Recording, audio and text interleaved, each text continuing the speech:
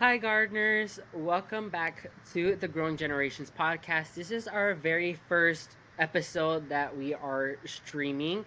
I am super excited to have this episode being released. It's been a project that I've been anticipating to be released, and it's finally been announced not that long ago. And so let's just go ahead and jump right into it.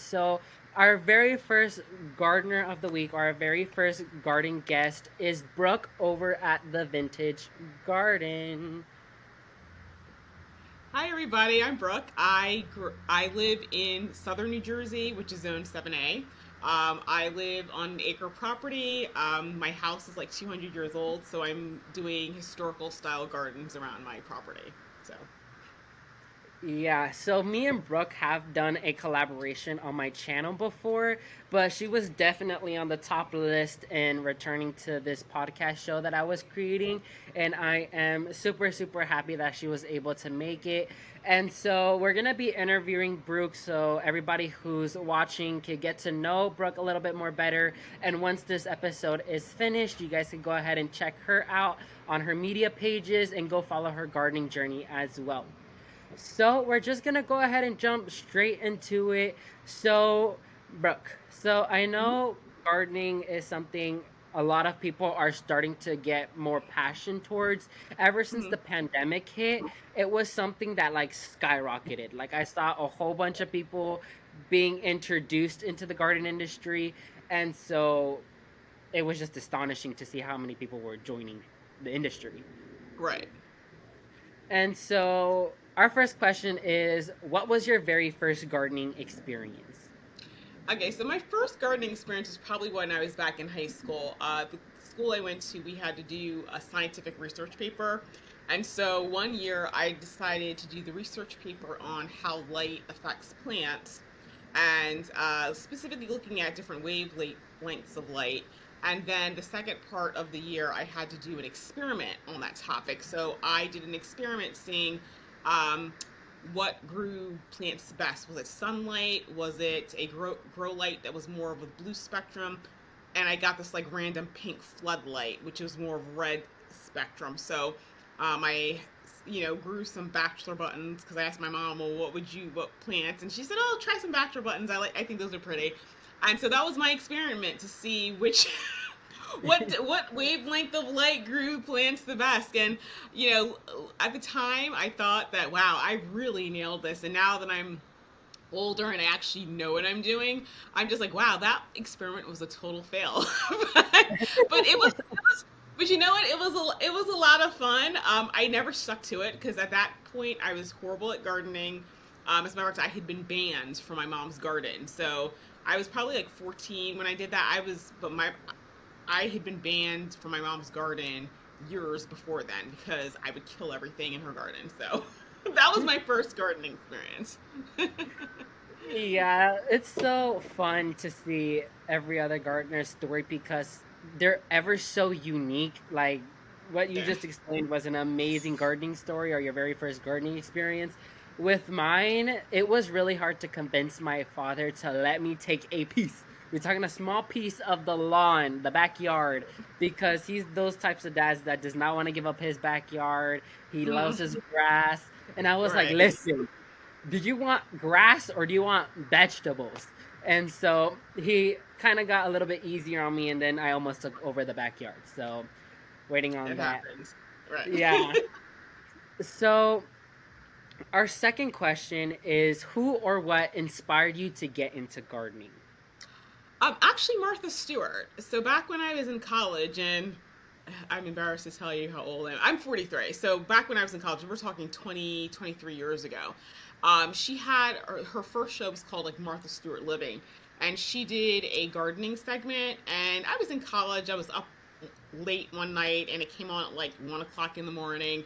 And she had a very scientific approach to gardening. And for me, I'm not like my mom likes gardening, but she's one of those types of people that just gets stuff, puts it in the ground, and just kind of seems to work out. I'm the type of person I need to understand why things work, and especially at that point in time when I was in college, I went to a research institution, so understanding the why things you do, the things you do, was very important. And at that point, I could appreciate it. So I started watching it, and then I was like, oh, you know what? Let me try. Let me dabble. Let me try this. Let me try that. The first, I think, growing up experiment I did is that convinced my mom to help me let me get some stuff and amend one of her flower beds because I felt like her soil was too compacted. And it was, and I redid the bed. As a matter of fact, I even did some direct composting, and that bed, the plants were much bigger. It had a lot more earthworms in it, and so yeah, that's that's how I got into gardening once I got older. Yeah, like when I started my very first garden in my area, the difference is here in South Florida, like we're almost at ocean level. Our Hmm. soil tends to be mixed with sand. Like it's 50% Mm. soil, 50% sand. So every single time it rains and my garden floods, we talking about like a free pool. Like a kid go Mm. like swimming. And when it would drain away, because the good thing about my soil is it tends to drain really fast.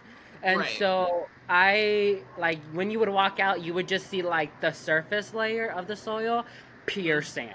I was like, oh, and every single time I try to amend it, the amendments always get mixed with sand. So I'm like, whatever. But the plants tend to do fine whatsoever. So yeah. And something I don't deal with is compacted soil, if not the opposite. Right, right. And so yeah. So out of everything that gardening teaches us, because what I always say is gardening is a hobby that teaches mainly responsibilities, because people might think, oh, it's just plant a plant, leave it alone, it'll do fantastic. It's not Right. that. It teaches you responsibilities, but it always like changes with certain perspectives. So that Mm. moves on to our third question, which is, what's your favorite thing about gardening? It's gonna sound kind of mean, but honestly, my favorite thing about gardening is getting away from everything and everyone around me. In real life, when I'm not, on the webs gardening, I'm an attorney, and I'm a trial attorney. And it's very, very stressful. Nobody wants to be sued. Nobody wants to be in litigation. You're seeing otherwise nice people at the worst moments in their life. They're not pleasant to deal with. It's we have a Our country has an adversarial legal system, so you're butting heads with like everybody, and so it's just nice to have something to do, to unwind at the end of the day. So when I'm in my garden, it's like, sometimes I don't even take my phone out there with me. I'm just like, want no noise. I just want to hear the birds, the bees buzzing, and see the squirrels, running around and that sort of thing. So I do it. It's for me. It's about escape. Yeah, definitely. I have to agree because I'm still in high school. I'm still Right. in high school. I'm only a sophomore. We're about to end the year. But definitely, school tends to be stressful, let alone a working job, especially as an attorney. So, gardening is definitely like that peaceful environment that you just want to walk into. Nobody speak Right. to me. I just want to plant my stuff, do my stuff, and just don't worry about anything. So, I definitely have to agree with that. So, in the spectrum of growing, because in the garden industry, there's different branches. There is the people who dedicate their time in growing their own food. There's people who Mhm. dedicate in growing ornamentals. Some people might only grow herbs, etc. And so, I tend to follow the more growing your own food category. But I Mhm. know since the research I've done on your pages, it seems to be you're more on the ornamental side of things. Right. And so, out of the entire ornamental things that you've grown, what was your favorite plant to grow? Ooh. Let's see. Well, if we're talking about something from seed, I think zinnias are probably my favorite thing to grow because zinnia seeds are so easy to sprout. They grow really fast. It's like a no fuss, like it's like foolproof. In terms of actual plants, I really enjoyed this year. My current obsession are the heirloom chrysanthemums. Um, that was last year. I put in like 200 of them, and just taking them from rooted cuttings, because when you get them as rooted cuttings, you actually have to grow them onto a certain size before you can put them in the ground. And then with heirloom chrysanthemums, because they're not widely available, I wasn't even sure how many of them would be winter hardy in my zone. So some of them, I have a lot coming back. But it's been quite an experiment doing that. But the thing is, just it's so fun having that much color in fall and not have it be like yellows and oranges, which is the fall colors. Like I actually have like I've got pinks, I've got reds, I've got greens. It's really nice to have a garden that is just is looks no different looks no different than my summer garden. So that's how Yeah, I I feel. do remember the collaboration we did. You did showcase the heirloom chrysanthemums, which is something I definitely want to try out since chrysanthemums don't die Mm-hmm. here. They're actually probably almost considered a perennial here since they Mm-hmm. don't die. Yeah. Like, if they're well taken care of, like, you'll have multiple blooming successions throughout the growing season. And Right. so it's definitely something I want to try out because once I saw your video submission, I was definitely blown away. And I was keeping in mind once I wrote that question down. I'm like, I have a feeling she's gonna say heirloom chrysanthemum since that's what she's mentioned, Yes. and like that's like your whole fantasy. And so like Yeah. my fantasy, like when it was our peak season last year, was Mhm. hardy hibiscus or rose mallow. Like I Okay. know hibiscus. Like tropical hibiscus, the regular schmegular one you see down here in South Florida. I'm Mhm. okay with those. Like I do have a few scattered around my landscape, but hardy Right. hibiscus is something I can't compare it to because it's just a beauty. Yeah, I do like them. I'm actually gonna dig a couple of mine out because with my current style of gardening, it's not work. It looks really odd with the other types of plants that I have, so I may have to create a new section where that would look more appropriate. So, Yeah, definitely. Because since your name is the vintage gardener, definitely I guess that your more perspective is towards more cottagey type things, probably, or like more vintage type styles or something like that. well, it's more. Let's see. Not always cottagey. Because I don't think my because I think my garden tends to have a more European type more look and feel to it. I do like old fashioned flowers. I'm not some of these modern newfangled things. I'm just kind of like I'm not feeling that. I like the old fashioned plants because they typically have better disease resistance. You just put them in the ground and they do their thing. You don't need to fertilize them a lot, and they come up and they just do their thing, and they're fine. And being so busy as an attorney, I don't like, like for example, roses. Those are fussy. Those are the only plants I like that are fussy. I don't want every plant in my yard to have some sort of pest issue and that sort of thing that I'm constantly have to treat. So that's why I like the old fashioned flowers. Yeah, definitely. I have to agree with you on that because it tends to be when new varieties tend to come out or modified varieties per se, like the hardy hibiscus, for example. It's a modified version of a tropical hibiscus, but Right. it's made more cold tolerant. But unfortunately, it's way more weaker when it comes to pests and diseases. So that's Right. definitely something I experience. But I definitely do agree with you that I kind of more lean towards kind of more old fashioned type plants, but I do like to incorporate modern day plants. I think they're pretty, but disease resistance and like fertilizing wise, it's definitely something that tends to be more fussy with new modified varieties that recently Right. came out. Right. So, on the opposite spectrum of your favorite plant, what is your least favorite plant to grow? Okay, people, don't no hate in the comments. I absolutely hate super petunias. I do. Oh my I do. goodness. I refuse. As a matter of fact, in general, I kind of stopped growing petunias. I like regular petunias, and I like some of the wave ones. As a matter of fact, I did some like crazy petunias last year, but super petunias. Oh, I did that one time. That I never did. I never grew them again. I never grew them again because once I realized how much fertilizer you had to give them to keep them looking really good, I was done. Because mine never looked the way I would see it on Garden Answer ever. and I was just kind of like I did Crazy Toonies last year. It was black and white, and I did like a it was by Jobs. They had like a 3 month feed, and those I mean they were crazy. I didn't really even need to deadhead them, but the Super Tunias, they were just always leggy. I was just like, I thought you're not supposed to deadhead. They never performed for me like that, and so after that, I was like, yeah, no, this is not for me. Yeah, I've never actually tried Super Tunia since Proven Winners is a brand you don't find here in South Florida. But a Okay. gardener did send out Super Tunias for me to try out, and unfortunately, when they came in the mail, they were like really leggy. And so I Okay. had to like search up what I could do to get them to a more favorable size. Right. And it was a girl answer video, and she said to like cut them back a little bit, give them water, and they Right. should be fine. I did the exact same thing, except the problem was they died on me. Like they Okay. slowly fizzled out. And what Hmm. I realized later on is that once the cutting was done and the calloused over, I was supposed to fertilize them for them to like Okay. bush back out. And I was like, ooh.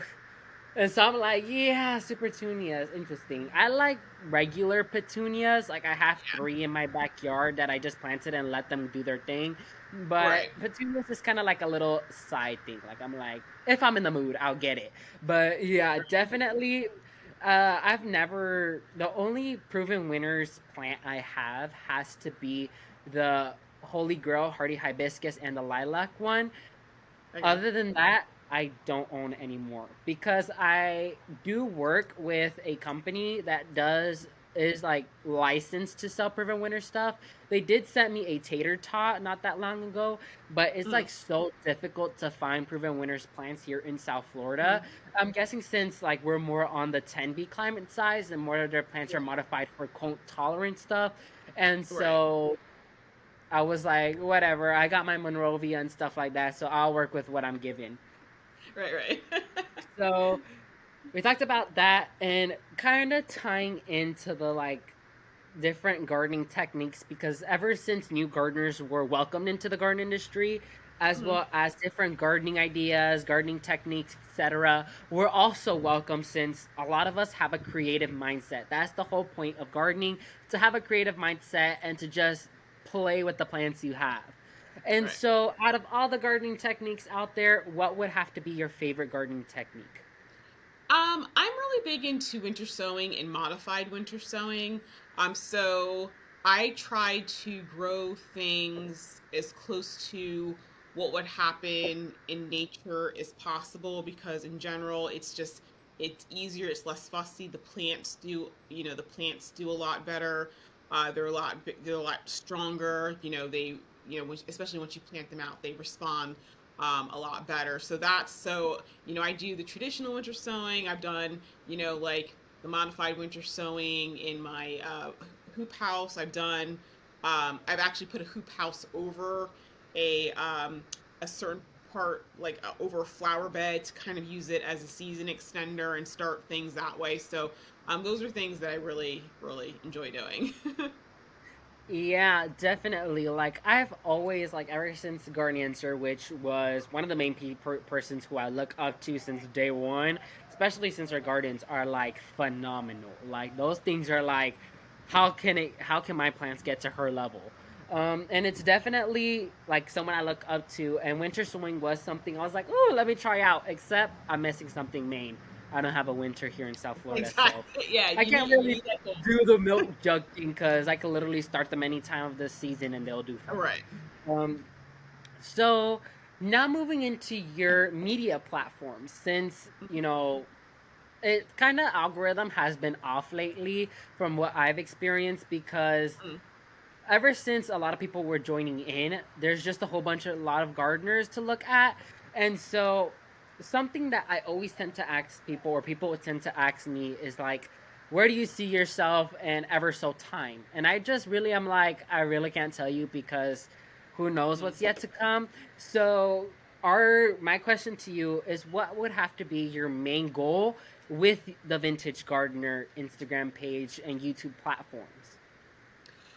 Um, well, my see my I didn't do this to become an influencer. I had a different goal in mind eventually, which is going to lead to your next question, which is where do I see myself in the future?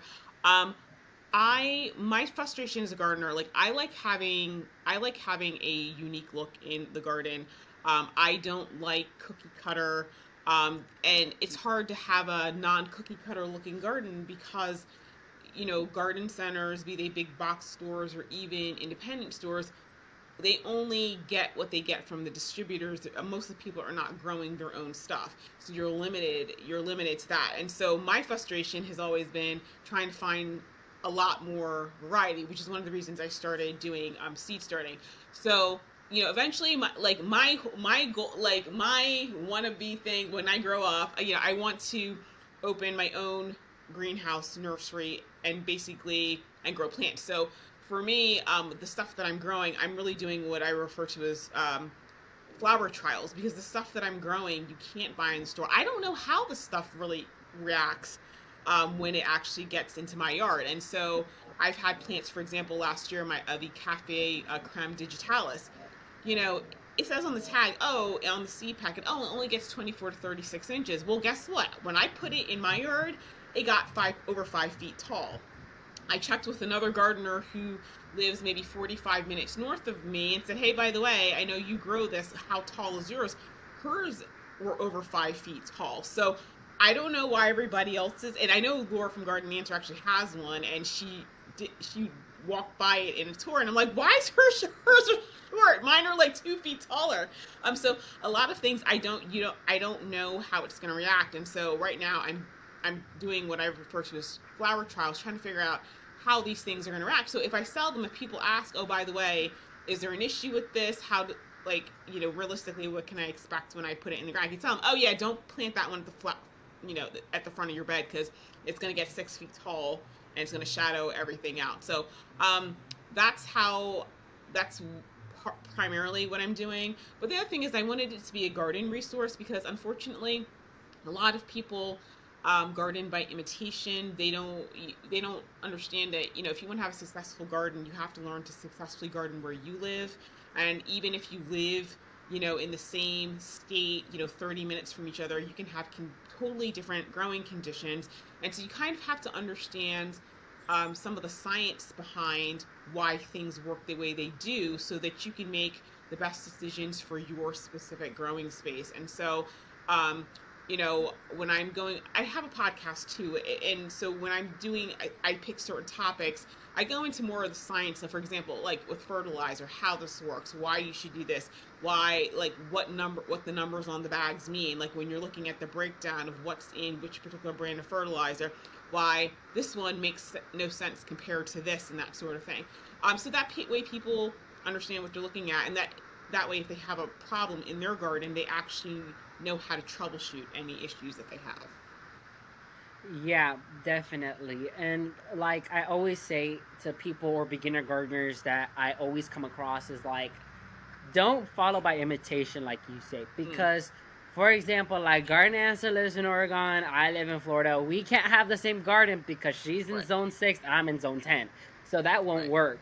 And so I always say, like, just design it to what you like, because right, gardening is always trial and error. You always right, trial some things, and if it don't work, put it to the side and invest your money or right, invest your time into things you know you're gonna have success with. Like on right, my side, tropical hibiscus does beautiful here. Palm trees, fruit trees, you name it, anything that loves right, tropical areas, I can right, plant it and it will do prolifically. right, And but compared to like hydrangea, like I could try to grow it down here, and I have like two, but they're like suffering. So like I don't like, my whole thing is like I don't like seeing plants suffer. Why right, want to bring plants to your garden, make them suffer, and then they end up dying? So might as well right, just design it to your own unique like and taste. Like pick it stuff that you like, design your own garden, and people are gonna love what you do, especially with people in your same area. They're gonna love what right. you do. I could definitely assure you that. So, like you answered the seventh question and the eighth question together, which is definitely something I am on board, because when I get older, I want to own my own nursery. That's definitely Right. something that's on the top of my list. Um, but coming at number nine, which is our final question before we moving on to the garden topic, is Mhm. where can people find you after this podcast Okay, episode? so I'm on on Instagram, YouTube, and Facebook. I'm the Vintage Gardener NJ. Let's see. I have Twitter. I don't use it, so I wouldn't bother. I do have a website, but I really just embed my YouTube videos, and that's the Vintage Gardener NJ.com. And I'm trying to think. I think that's. Oh, and I have a podcast which is on Podbean, iTunes, the podcast store, and then I think YouTube just started one, so I added mine to that too. And it's the Vintage Gardener podcast. But I need to get better about posting. It's just that this time of the year is so busy that I have all these ideas. I'm like, oh wait, let me sit down and do like I'm after I finish this, I'm actually going to record a podcast on hardening off your plants. That's what I'm doing right now. But yeah, so it's if you type in the Vintage Gardener NJ, you won't see a picture of my face. It's a black logo with gold lettering, and it's kind of an Art Nouveau type style. So you'll know when you see it. Yeah, and I'll provide her information in the description box as well so it could be easier for you guys. And so we talked about the interview. People know a little bit more about you, people know your preferences, people know your gardening techniques, etc. So now let's move on to our garden topic of the week, which is winter sowing. Like I can't do winter sowing myself. I have to incorporate somebody else who can do it. So, what is your perspective winter sowing? Like you said, you do regular winter sowing and you do modified winter sowing. I never heard of modified winter stories, so if you could explain the difference between the two so people could know about it, that would be amazing. Okay. So the traditional winter sewing I think people think of is when you use some type of plastic jug and do it like at the beginning, of winter. And I use what I refer to as a solo cup terrarium. So I get a solo cup and I put like either a milkshake lid a clear milkshake lid on top of it, and that's what I use because I winter sow a lot of plants. And the other thing is that I like to color code my planting so that it's easier to plant them out. Um, the modified, some things can be winter sowed in January, and then there's certain things you can kind of winter sow, but you have to wait until later in the season to do it. Like around this time, like for example, China asters you could winter sow at this time.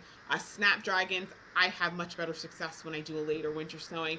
The other thing is that if you have a cold frame, so basically a greenhouse that's unheated, that's a cold frame. You could just do you could do your seed starting in there, and I've done that before. The first year I was in my current location, I did that, and then like I said, with the hoop house that I had a vegetable section that was like 8 by 8, and my hoop house was 10 by 10. So I just put the entire greenhouse over that 8 by 8 section, and I direct sowed my vegetables, watered them, and spread. So that way, I got a much earlier start because I had things like string beans going in like April and that sort of thing. And yeah, I mean, it doesn't protect it at night, so at night I would have to usually cover it with like a felt cloth or something like that. But that's what I mean by modified. So you're kind of, you're fudging, you're kind of You're fudging modifying it. it. Yes, so that's what I refer to it as. So. Yeah, that's a great explanation because the only one I've seen from Garden Answer is the milk jug technique, but there's definitely, like I always say, modified to what works best for you. And so that's definitely a good thing since right now winter sowing is like what's in its peak since it's just like Right. season to be doing winter sowing right now. And so I know that seed starting is right around the corner for a lot of us, as well as the winter sowing method. So that's definitely a topic I wanted to talk about with you, especially since it's like a hot modern day topic, so people can learn a little bit more behind it and things like that. Because winter sowing is a technique that you can have a little bit more like, how can you say it, that urge to do gardening like a bit more earlier in the season. That's what winter sowing is technically about. And so tying into the winter topic, winter sowing method thing, when it comes to ornamentals, what would you recommend the seed varieties would be best for like beginner gardeners trying to do winter sowing? What would be like some varieties you would recommend? Okay. Okay. because actually I made a whole list. Like you can do so basically with winter sowing, you can winter sow anything that's a hardy annual. So things like poppies, a larkspur, um, like some calendula, sunflowers. I winter sow sunflowers. To be quite honest, it's a wonderful way to do your sunflowers. And then when it comes to perennials, anything that's a perennial specifically in your zone is something that can be winter sown. The whole reason winter sowing works is because seeds have what's called seed dormancy built into them. So basically, when the seeds drop and fall, that's what prevents them from sprouting immediately when they're dropped. But the thing is, seeds have different types of dormancies built into it. So it could be a hard coat. It could be some seeds have what are chemical germination inhibitors. Um, and they need the cold, wet conditions of winter to either soften that seed coat, or, for example, with the seed inhibitors, wash the chemical inhibitors out. There's some seeds that drop underdeveloped embryos, and they need the water and the cold to finish developing the seed embryo. So um, winter sowing takes care of so many different seed dormancy issues. That's why you're doing it. A lot of times, if you just start seeds indoors, some things may be difficult, which is why they're telling you, like, nick the seed or file this down or soak for 24 hours, because that's what it's trying to get you to do to overcome the seed dormancy issue. So anything that's perennial in your zone, anything that's a hardy annual is something you can do early winter sowing. Things that are you would do later, like in March or so, those are things that are half hardy. So half hardy means that they can take, like, if they get one night of frost, that's fine, but they can't take sustained temperatures that are freezing. So things like China asters. I'm trying to remember what are the other, because I've grown so many things that were half hardy, and like I said, I have a list. A sweet pea is another one I find does better. Cornflower, bachelor button does better in fall and that sort of thing. So that's kind of, you know, that's how I break it down. That is great. So that is comes towards the end of the Growing Generations podcast, episode 1, with the vintage gardener who is Brooke. I am super happy that you managed your way to take some time off to go ahead and record this episode with me, and I am ever so grateful for answering the questions. You have great stage presence, you answered everything well organized, and you know what you're talking about. So I definitely try. this yeah, so definitely this is the gardener you guys should check out and support. I'll be leaving all her information in the description box below, like her YouTube channel and all the media platforms she's mentioned, and her website. So make sure you go check that out and go give her a follow and go support her gardening journey as well, because yeah, like I said, you always want to have a wide range of options when it comes to getting inspired by different gardeners. So definitely check her out. Well, So, thank you for having anything me. else you This was want a to lot of fun. And I was saying say? thank you for having me. This is a lot of fun. Yeah, it was really fun to have you. So, that's going to be wrapping up the first episode, and we'll see you guys for next week, the second episode. Bye. Bye.